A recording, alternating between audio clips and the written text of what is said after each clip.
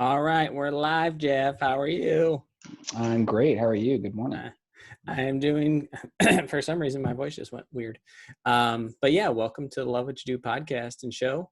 And today, my guest is Jeff Steinmann, and he is the founder of TransformSTL, and he's on a mission to unify St. Louis by transforming homes in the city and bringing people closer together. So, welcome, man, and thanks for being on. Thank you. I'm super excited to be here, Brad. Thanks so much for having me on. So, I mean, we were just talking a few minutes ago about a little bit about your mission and how that, and I want people to really discover themselves through your story. I mean, because you haven't been doing this since you popped out of the womb, right? Nope. You've got your own unique story, and that's led you into something you've been really passionate about and been able to inspire not only just people around you, but some of the youth in the city and other things of that nature. So yeah, I want to hear and help share your message so people can find something for themselves. Yeah. And I feel really strongly compelled, before I start talking too much, to just recognize where we are in the world here on June 2nd, 2020. Yeah. Um, it was, I think, a week ago yesterday that George Floyd was killed by the police in Minneapolis. And all across the country, we have folks who are angry and hurt and sad about what happened. Yeah. And I'm thinking back to 1992 when we had the incident with Rodney King. And I remember I was in high school at the time and not old enough to understand really what was going on. But now in retrospect, I look at that like almost 30 years later, and we're still having the same conversation. And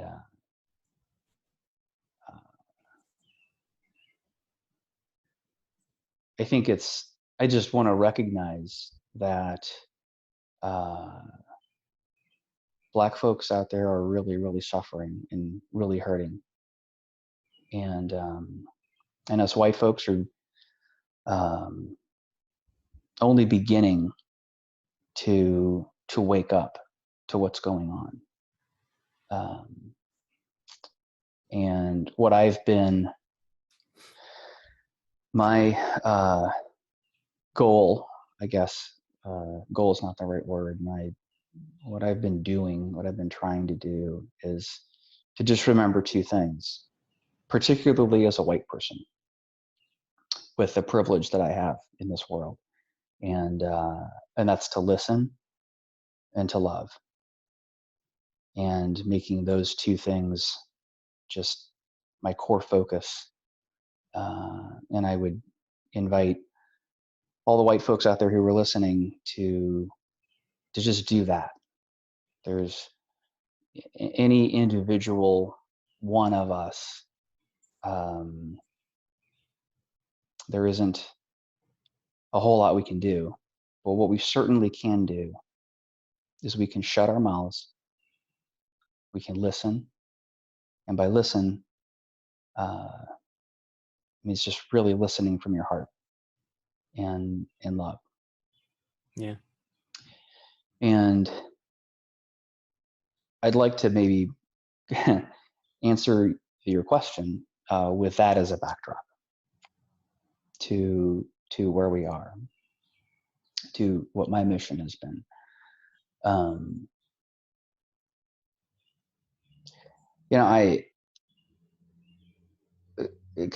went through high school and college. College took me almost 10 years because I just hated it so much. And it was so not the thing for me.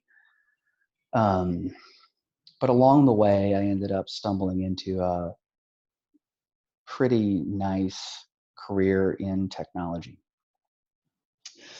Uh, Worked for a couple of the big investment firms and banks. When I left, was doing a lot of the biggest projects I did were around their websites, and so I managed projects and programs, particularly around the websites that you log on to see your information, how much money you made, how much you made or lost that day. Yeah. Um, and that was an amazing experience, but it was also an experience that left me um, with a lot of money, but not with any real satisfaction in life. And I'd love to say I left that job because I wanted to do something more meaningful with my life. Well, that's not actually what happened. I left the job because I just didn't like it anymore, and it was boring. And I thought that I could make more money as an entrepreneur. And uh, went out on my own, started doing some business and marketing consulting, and wrote How to Quit Working, the book, and did the podcast, and did some coaching around that. And in my journey to make that online platform successful, which I thought I wanted an online platform because I thought everybody told me that that's what I wanted, right? And I drank the Kool-Aid. I was like, oh, start an online business. And I did that. And well, guess what? It wasn't as easy as they told me in the $2,000 training program or the $30,000 coaching. It was the hardest thing I ever did. And what's interesting is in trying to make that work financially, somebody at some point in some coaching program that I was in said, Jeff, you need to find your passion. I was like, oh shit. Okay. The only way I'm going to make money is if I find my freaking passion. Like, all right. So I kind of, I don't know. I don't, I mean, I was like grasping at it. I was groping for it. What's funny is I always had this thought. I was like, well, once I get this online business going, then I can just fix houses for fun. Just I'm fix just houses pausing to for let that fun. sink in. Fix houses for fun. That's the indication. So, yeah, so this long journey of that, and I was running this online business, and I was so miserable. I was absolutely miserable. I'm trying to decide how authentic I want to be here. All the way authentic, or it's not Okay, authentic. so for a year and a half, I got through life by running my online business during the day, and then at night getting really high and dreaming about having a real estate business. And it's interesting because there's all these debates about the uses of marijuana and what's not. And I think there's plenty of times when folks use it in a non-productive way. Yeah. But frankly, what it did for me was it allowed me to get through my own crap enough that I could visualize and manifest. And then there was this sort of, and as you know, I know you talk a lot about law of attraction, Brad, and your listeners are probably fairly familiar with it. But what happened ultimately for me is that vision became stronger than reality, and ultimately the dissonance pulled me away from that online business, and I no longer was able to put one foot in front of the other on that, and fortunately began to take some steps towards uh, towards doing something in real estate. And um, what's really interesting is, yes, I really do love fixing houses, right? I mean, I really do love, for example, as I just turn this around, look at this stained glass there behind me. That kind of stuff. I really, really love that stuff. Just You makes get me lost really, in it. really. I'm sorry. When you're doing that, do you get lost in it? Yeah, absolutely. Yeah. And in fact, that I look at these windows and I think to myself, how fun would it be to just take them apart and completely restore them? If you're And not thinking like that, it might not be what you really care about. yeah, and most people would think that that's insane, and it is insane. But it's not for me, and that's what makes it amazing. But what's interesting is, um, the logistics of it and the mechanics of it, uh, the um, the visual piece of it. I should say the actual house piece of it. Yeah. For me, while it's a huge passion, I'm not going to start crying about those windows. I mean, like I love them, I really do. Um, and I probably would even go so far as to say I feel a spiritual connection to these windows and doors and floors and millwork, but it's not going to bring me to tears. Yeah. Um, so it's almost like that was this bridge to uh, something greater. And I'll share a couple of experiences that are, I think, for one thing, timely right now and very pertinent. So I think I know it was on my birthday, and I'm thinking it was maybe 2016, maybe 2015, something like that. I was, God, this is fascinating if I do say so myself. I've never like put this all together like this. Uh, um, it, so it was my birthday, and it was not a happy birthday for a lot of reasons. Wait a minute, that would have been my 40th, I think. No, that would have been my 41st. My bad. Never mind. Um, so yeah, I was not happy, and I was like, all right, well, it's March 6th, it's spring, it's a beautiful day. I'm gonna do whatever I can to make myself happy. I ended up having lunch at Fitz's with a friend in the Loop, and we had a really great time. And then we left there, and I said, you know what? I'm just gonna walk around and look at pretty old houses.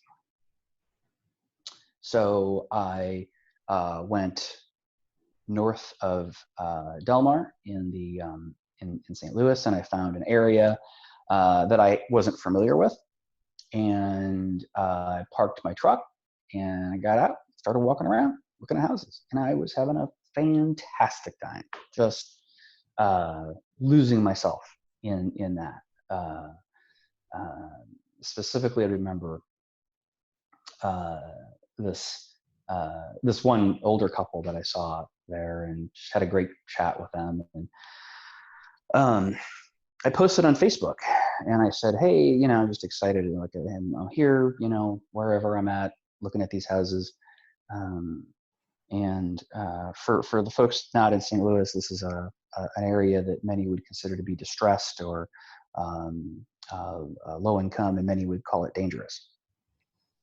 And uh, somebody messaged me or commented or whatever it was, and they said something along the lines of, "Gosh, Jeff, you really shouldn't be walking around alone up there. You should really be careful." And as I'm walking along, I see there's a corner with a vacant lot, and there was a group of kids playing, maybe 5 or 6 kids. maybe like between 8 and 10, and they're just playing. And the thing that hit me like a ton of bricks is, why does somebody care that I'm up here walking around in this, and I'm doing air quotes if you're not watching, dangerous neighborhood? Yeah. But nobody seems to care that these kids are up. Like, it's okay for them to be here. So why does somebody care about me? Where's the concern for the children? And it was such a um, it was just such a messed up. Uh, I'm having trouble like putting it into words. I think I got the general point across, right? Yeah. But um, that was this just one of these shifting points for me. And then the by far the biggest shifting point was in uh, 2014. If I remember correctly, it was right after the Michael Brown killing. Um, I was walking. I'm pretty sure it was on a Sunday. Uh, I was walking down Cherokee Street, and at the time I smoked cigarettes, and I was walking down the street on a nice day. It was loud. There was a lot of cars, a lot of stuff going on, and I was smoking a cigarette. So I had the cigarette in my hand. I'm holding it down, you know, and there's I'm walking along the sidewalk, and this black kid on a bike rides kind of past me, and he turns around on his bike while he's still moving. Bike's still moving. He turns around and he points. Now, bear in mind, this is in the midst of all the Michael Brown stuff that's going on. Mm. Uh, and he says something to me. And I couldn't hear what he said because of the background noise, but I heard two words. And the two words that I heard were cut and kill. And I just remember my heart was like racing. It's like, what the hell's going on? But he kept writing, turned around and never looked back. And there's a name for this. So you can think you didn't hear something, but then when you think about it and process it, you can figure out what was actually said. And as I thought about it and I processed it, I realized that he was pointing to my cigarette and he said, "You better cut that out. It's going to kill you." And I still get a chill when I tell that story.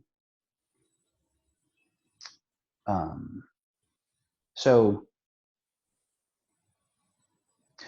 I remember walking from Cherokee all the way over to Grand that day, and um, and I just sort of sat down on a bench on Grand, and I just remember thinking, the thought that just kept going through my head was, we have got to do something different. And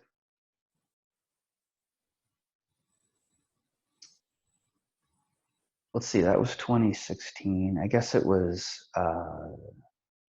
not too long after that that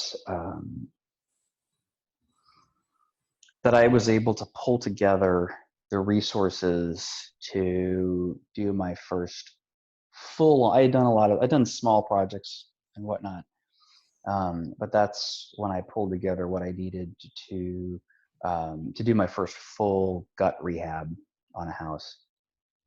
And uh,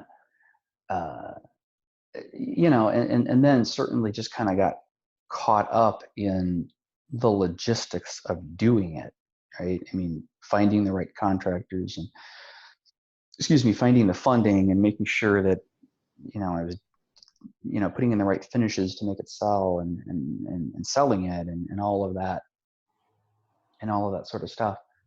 Um, but I guess I was always keeping in mind that this has to be about more than just the houses. This can't just be about the houses. And um, along the same path, uh, I'll skip the story and just get to the punchline. But um, I met a guy by the name of Neil Richardson and Mike Woods, and they founded a not-for-profit called Dream Builders for Equity. Dream Builders, the number 4 Equity.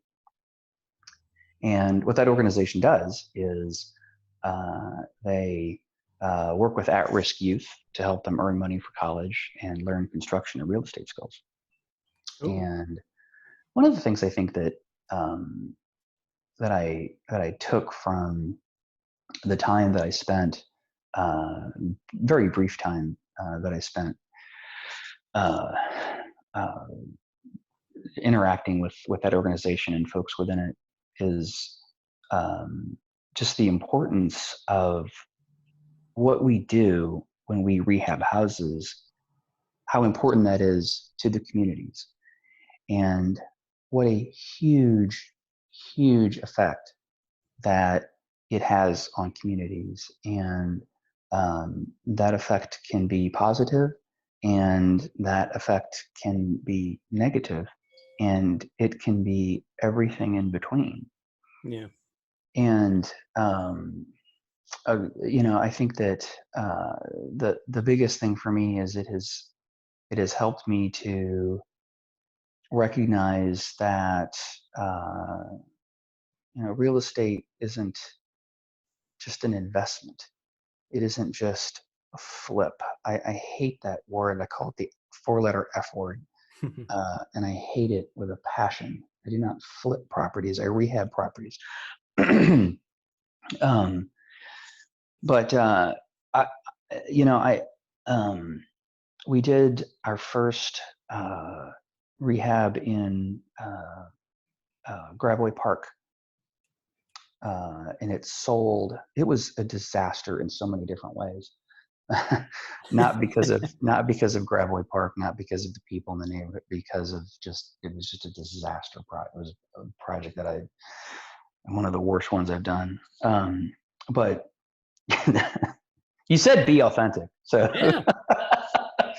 No, um, tell us all the rosy stuff that happened. um, but no, it was a really frustrating one, but it was also one that proved out a concept, and we sold that house for, I want to say 115 or 120, $120,000. It's about 1,200 square feet, and it was it was the first time that I think we were really intentional in saying, let's rehab a house and make it a house that somebody who lives in the neighborhood could afford. And that was for me, that was huge, because that was the first time. And while it was indeed a disaster, it wasn't a disaster in a way of like, I'd never do that again. It was a disaster just in different ways. And I'd maybe needed it to be a disaster to learn the things that I learned Yeah. going through it. But That's what I was thinking. yeah, yeah, Tons of lessons, probably the yeah, hard way. yeah. And I don't learn any other way. So um, Me too. The yeah, process and sucks. yeah. But it proved out a concept, and it proved that we can do this in a way that that works, and in a way that works financially, and in a way that works for the neighborhood. And um, somewhere along the line, I heard this uh, somebody say something about we want to do this real estate project with the neighborhood, not to the neighborhood. Yeah. And I really try to think that way. And what I'm really clear on is that TransformSTL has a very, very long way to go before we are actually contributing to the neighborhoods and the people in the way that I want to. What we're doing right now is we are groping for a way to really improve the neighborhoods, um, in a way that is sensitive and in a way that, is meaningful and helpful to the people in the neighborhood. So, we did the house in Graveway Park. We have actually two more projects coming up in Graveway Park. I'm actually, uh, really loving working in Graveway Park.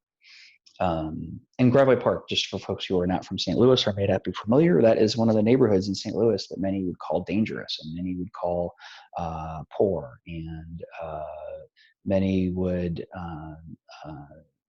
note racial inequities in that neighborhood. Uh, and I absolutely love being there, and I love doing the work there.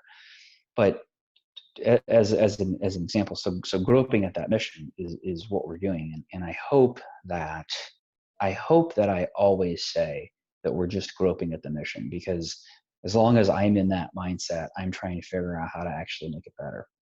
But so we did that house, and I think that that was a good thing. And we also, did a neighborhood, an alley cleanup. So we had a bunch of folks come out and bring trash bags, and we're going to do another one. And we just went through the alley and just picked up trash, and went through the streets and picked up trash, and it felt really good. And we actually had a lot of fun. So I want to do more things like that. But just picking up trash in the alley is not. Uh, that's not the kind of impact that I want to have. That's where we start.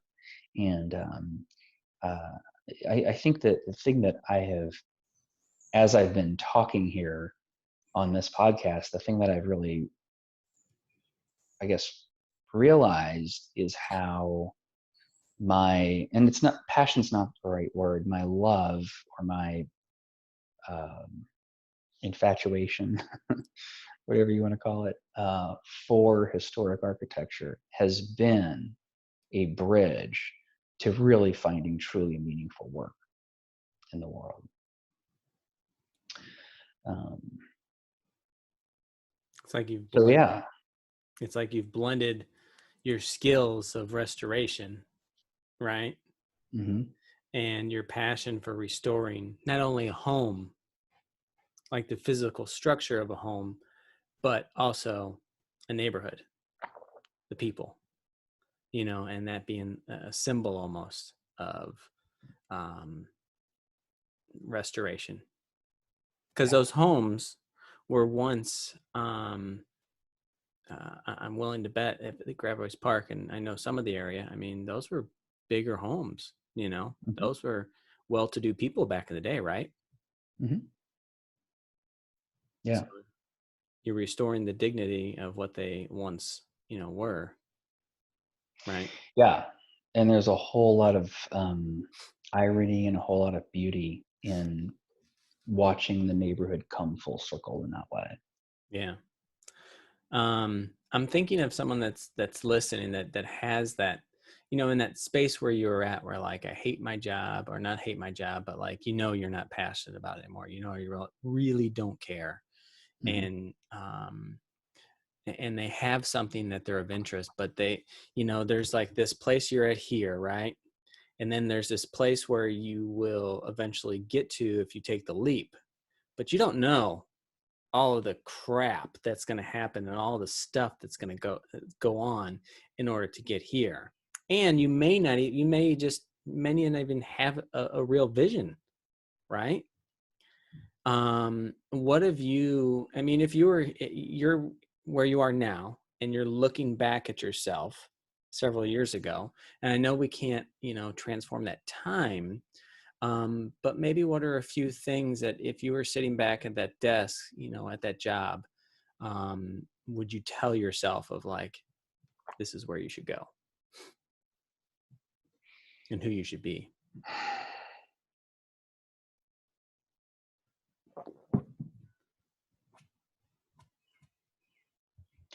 It's really interesting because I feel like in many ways, I feel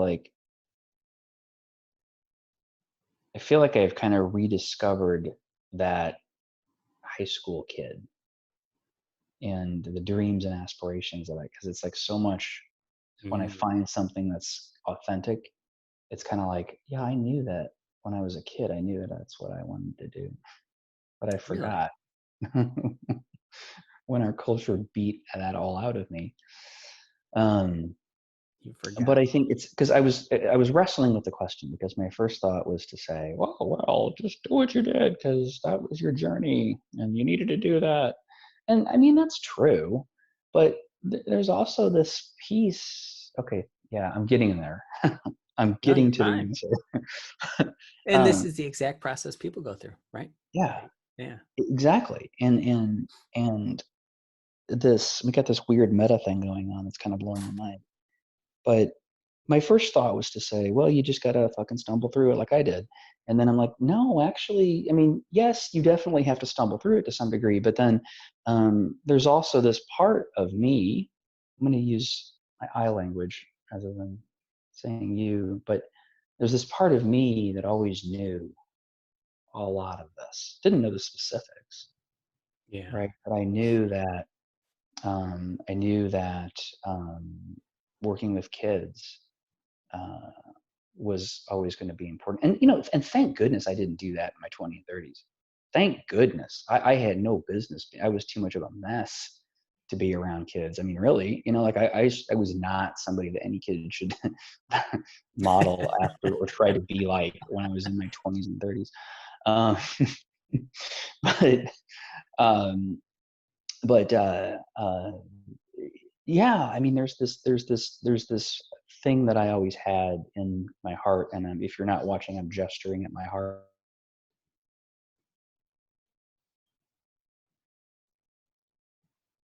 that I just knew but didn't pay attention to. So I think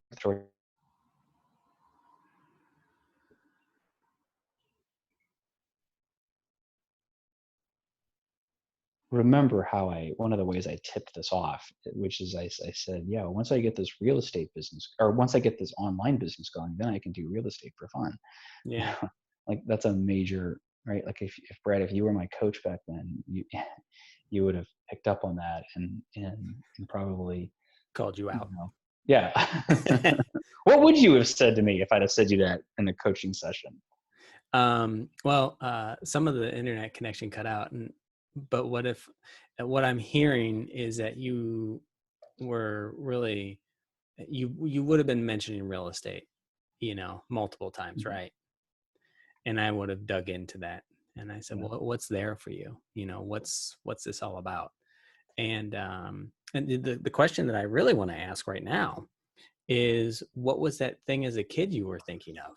What was that dream as a kid? Was it Daddy Warbucks, real estate investor, transforming STL? Because I'm willing to bet it's probably not, but it's probably in the realm of something. I didn't know what St. Louis was when I was a little kid. I grew up in the Metro East, so we just came over here for ball games, like once a year we would come to St. Louis. But um, it what's that's a really great question, and the answer is when I wish I knew how old I was, but I was probably starting when I was like maybe 9 or 10. My favorite thing to do was to watch This Old House.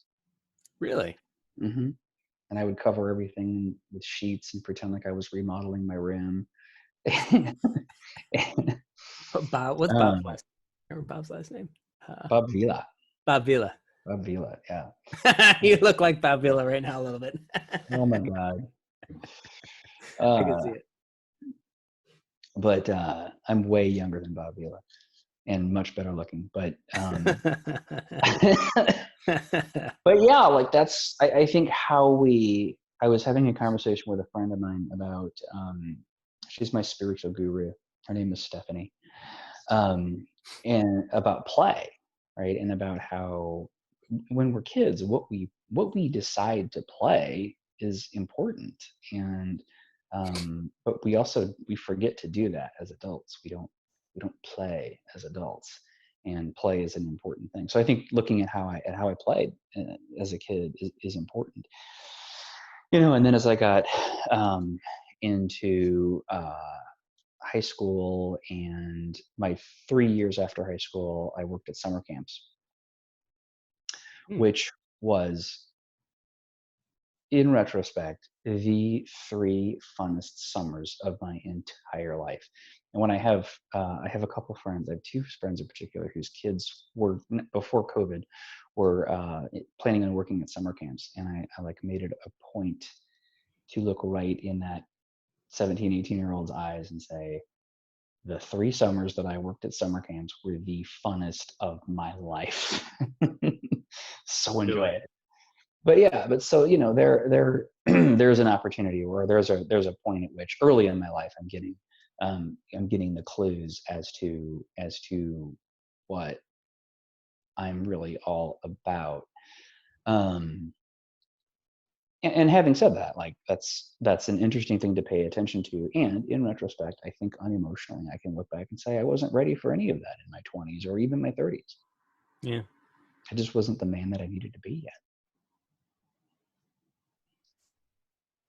It's pretty, when you, I think that's a really powerful question, and I've done a lot of this, and I even have, my course on finding your purpose. And the question of like, what did I like to play as a kid? It's really powerful. Yeah. You know, like I love to make people laugh as a kid. I even Mm-hmm. did a magic show. You Mm-hmm. know, so I know like these interviews are a part of me being able to just have fun with people. Mm. You know, and the more I can have fun on these calls and on these interviews and but do it in a way that's meaningful, right? Mm. Because that's also a part of me. Like I also know like there's, you know, it's not just about having fun, but like, can we have fun while we're doing meaningful work? Yeah. And so there's kind of my thread inside of this, and this is where I see myself too. Looking back, I didn't see podcasting or coaching. I was out exploring and having fun and making people laugh. Yeah. And I thought I was going to be a priest as a kid. Mm. But then I learned about girls, and very powerful force. And the that steered me away very fast. And yeah, I think it's when you can look through it through that lens of like, what did I really care about as a kid that I got fascinated about? um, that can give you really powerful insights. Mhm. Like if you're practicing being Bob Vila as 9 or 10-year-old kid, and right now, if this is someone listening and they're an accountant and they hate their job and they go home and they can't wait for the weekend to start working on their deck, or they're working on the basement to redo or something, there's something there that needs to be admitted to yourself, the permission to say, that's not who I am. I just did that because I needed to at the time. And then giving yourself the permission to say, yes.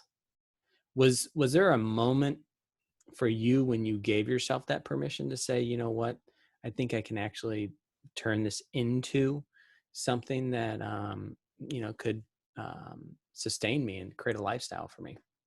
And I'm not talking about millions and billions of dollars of being super rich, but, a Oh, well, I'm lifestyle. loaded. Say what? I'm loaded. Good. Yeah, I made 1.2 billion last year. I'm just kidding. um, but you get the heart of the question is like, Yeah. a lot of people get caught up in like, they have to pay for all their bills and stuff like that. Right. And I get that. And what do you really need to get by? What do you really need to get by to do what you love? One of the things that scared me the most about leaving my corporate job was, what will I do without steak dinners? What will I do without $75 bottles of wine? What will I do without my scotch? I'm not an alcoholic, I swear. um, just a little First bit. steps awareness. Okay. um, but and those are specific examples, but it was like, how am I going to manage without this lifestyle? And it is unbelievable how freeing it is.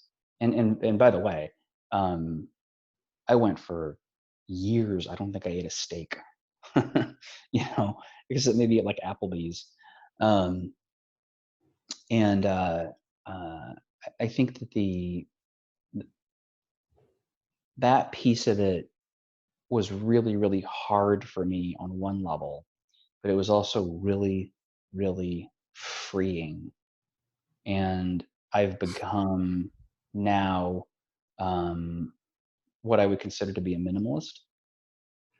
And it's totally changed the way I look at physical possessions. And as part of that, um, there's been this whole journey around sort of switching around um, my mentality from being about like, I need to have this pile of money and then I can go do this, to being more about, I need to make this commitment and then the money will show up.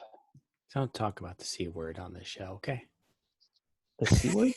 Commitment. Ah, gotcha. I have Well, just discovered the C word and I've been stepping into it and it's been very mm, powerful. yes, absolutely. Yeah. Um, and and to answer your question, I think is there was this moment. So first of all, I just want to put a fine point on that, and that is to say that I used to think that having large amounts of money was the way to be free. Hmm. And now I found that having large amounts of trust is the way to be free. Ooh. And you don't need the money. I mean, you do, but it'll show up, and that can't be. I try really, really hard, and I don't get it right most of the time, but I try really hard to not let money be the deriving factor of decisions, Yeah. especially ones that involve people or really important things in my life. Um, but to go back to your question of what was the moment, and there was this moment. I remember I was sitting at my old house, which was a My very old beautiful house. house that I still miss. Yeah, it was my big 3-story house that I restored lovingly, very lovingly, and that was a very important process. But I was sitting at the fire pit, and then I sold it and lost an ungodly amount of money on it. And But I was sitting there at the fire pit and I was like, at some point, I'm just going to have to quit this job. Right. And, and I had this realization of, I'm just going to have to make it work, because it was like, there's never going to be this point where all the stars are lined up and you've got exactly the amount of money in your bank account and this is going to happen and it's all going to come together. Like, um, Yeah. for me, I didn't believe that was going to happen. And I had been for years hoping that I would get laid off and get a severance package that would at least soften the blow. But that never happened. So yeah, I just had that moment. I was like, well, I'm just going to make it work. I think it's a very soft point, but it's probably a very strong foundation. Mm, And the realization for someone to go through, I am going to be the one that makes it work, you mm, know, with the help of other people, obviously. You can't do anything alone in this world. Um, it really bumps up against our identity, is bumped up against my own identity. Who am mm, I to create this? Who am I to be this? Like, I'm not a real estate investor. I'm not, the founder of an organization. I'm an employee, you know, I'm little old me or whatever. mm-hmm, And mm-hmm, I remember a few years ago, I had a coach called me out and she said, "You want to be a leader?" And so I started taking these notes. She was giving me notes, and I said, okay. And so I was writing my name down. I was like, I'm Brad Finkeldye. I'm a, and then I hesitated, and I couldn't like easily just like write the words, I'm a leader. Like there's hesitation there from like my heart. Like I didn't Mhm. believe that about myself. And I think that's a really, I think that's the sticking point where most people don't uh, trust and don't take the leap because they don't really believe that it could be possible, and they don't believe in themselves. Mhm. And there's a certain point when it's that leap of faith, right? Of like, I'm going to go out and do this, and I'm going to create whatever I really want. And it's one of the hardest processes because you got to bust through all of your beliefs, about yourself, right? Yeah. Yeah. It's pretty cool when you get on the other side. Yeah. And when you get on the other side, there's another thing, And Oh, one of yeah. the things that I've tried really hard, like in the past, I would say year and a half to 2 years, I've reached this point of just immense gratitude for who I've become. Um, and the folks watching and listening don't know this, but I had some tech issues this morning. So when I joined this call, I was fit to be tied. And what I appreciate is that I was able to just just be authentic with Brad and say, look, this is where I'm at. I'm pissed. I'm frustrated for all these reasons because Zoom is a giant piece of shit and my computer is a piece of shit. And and I could be authentic in that sense.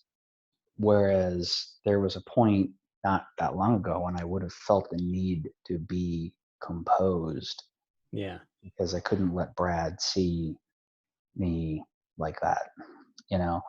And and I think that comes from I have a lot of gratitude for that because that comes from being okay. Like it's just like it doesn't make me a bad person that I was angry and pissed about technology this morning. Yeah. you know, I was just a guy who was angry about technology. um, so when you've got that, when you there is I mean, I started to say, well, there's always something on the other side. Like for me, the past couple of years, I just reached this point of just immense personal inner peace, um, which is just amazing. And I know there's people who know me who are listening and they're like, what the fuck are you talking? Inner peace?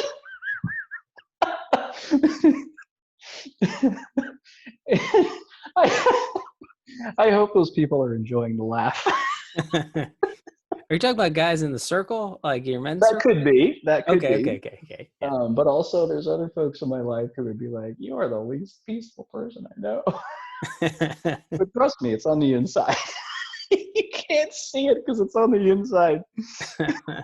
compare like I think I may have this, or at least let me know if I'm wrong, but compared to who you were and where you were not peaceful, and to like now, and Yes. like you are like you're centered and you know who you are and what you're up to, and there's gonna be frustrations, in this world, in any given moment, but where you were and where you are, like, you know so much deeper and more peaceful. Yeah. Yeah. Yeah. And I think the biggest thing for me is like I no longer have to depend on the exterior world to have all of its conditions the way I want them in order to be happy. Does that make sense? Yeah. Yeah. It's pretty cool. I found a lot of my peace through, we got reconnected to the Mankind Project, Mhm. and I've done a lot of other personal development, and I've most recently been doing this thing called the Course in Miracles, and that's been an amazing process and brought a lot of deeper inner peace for me. And it's really cool. Like when you don't need um, when you don't need the things or stuff, and you can just be like, huh, that's cool. All right, let's do that, you know, Yeah. or whatever it is. It's like you don't have to have the shirt and the tie and the right kind of pants and the designer this and the designer that, or you have to cut your grass perfectly, you know, to impress your neighbor, which they don't really even care about you that much, you know, or the fancy car, or the big giant house that gives you a big empty feeling on the inside because you're alone, you know. Yeah. um, like all of that, and then to have the inner peace that which fills you up with this gratitude and love of like, you know, I've discovered who I am and what I really care about. It's pretty Mm. cool. Yeah. Yeah. um well, this has been cool, man. Is there we're kind of winding down and kind of wrapping up. Is there anything else that you want to share, or any other stories that you want to give back to the people that might be sitting in the same position you were a few years ago? Um, yeah, I guess a couple of things.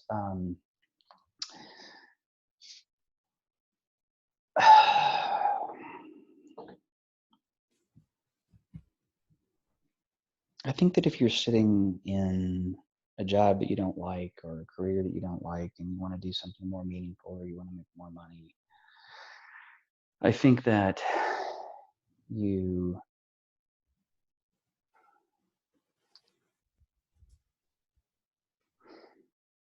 you just have to focus on listening to your inner guidance, and you just got to move forward and do the best you can, and know that probably going to, no, not probably, you're definitely going to screw up a lot.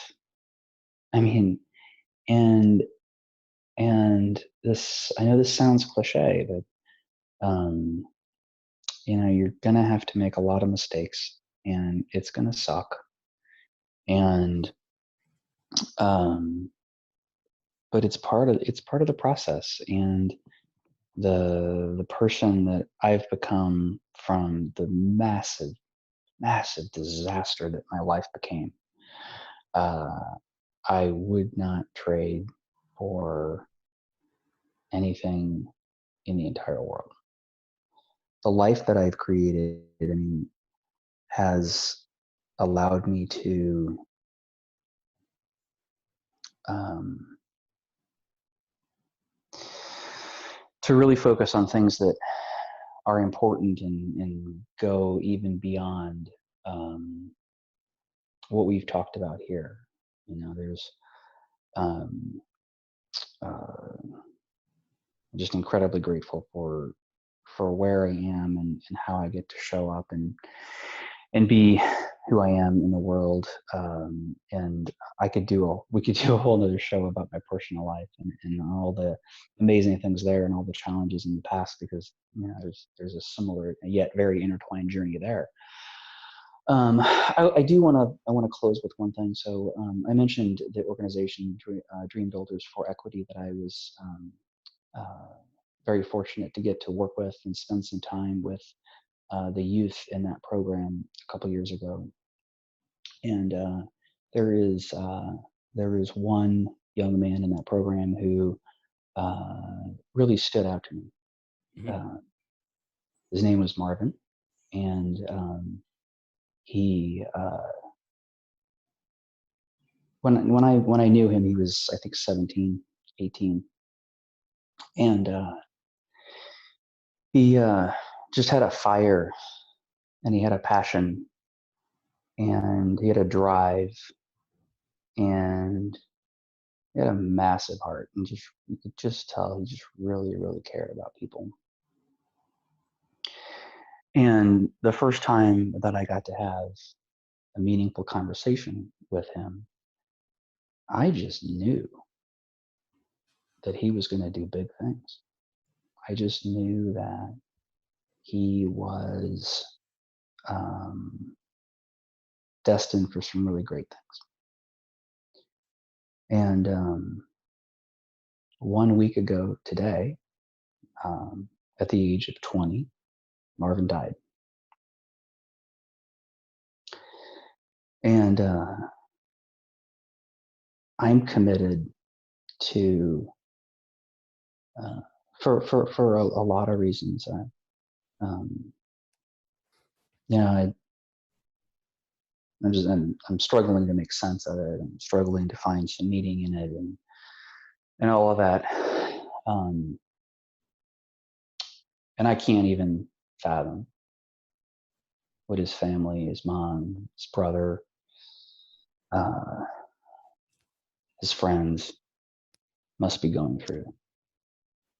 Uh, but I've been greatly saddened by this. That's such a, anything I say just sounds so silly in this moment. But I've had a picture of him up on my computer throughout this interview. So, uh, something about his heart and his spirit that I want to take with me through the rest of my life. And I just want to honor him, and I want to just encourage anybody who is feeling inspired by what I said, and wants to help contribute to making the city a more loving, vibrant, unified place. I would encourage you to go to Dream Builders for the number 4 equity.org. Again, Dream Builders number 4 equity.org, and there's a donate button. Open your heart, but open your wallet. Open it really big, because the money that you donate there um, goes to help these really talented, amazing young men and women uh, achieve their dreams. And um, think about it. If you're planning on going out and having $100 dinner, get a burrito It's and just as good. instead, and um, give some money to that organization, um, especially white people. This is time for this is a time for white folks to uh, just really step up and show our Black brothers and sisters and neighbors and friends and family that we're with them, because that's the best we can do right now. We're all with you, whether we realize it or not. Yeah, it's pretty cool, man. Thank you for sharing your story. Yeah. All right. Thanks, Jeff. Thank you.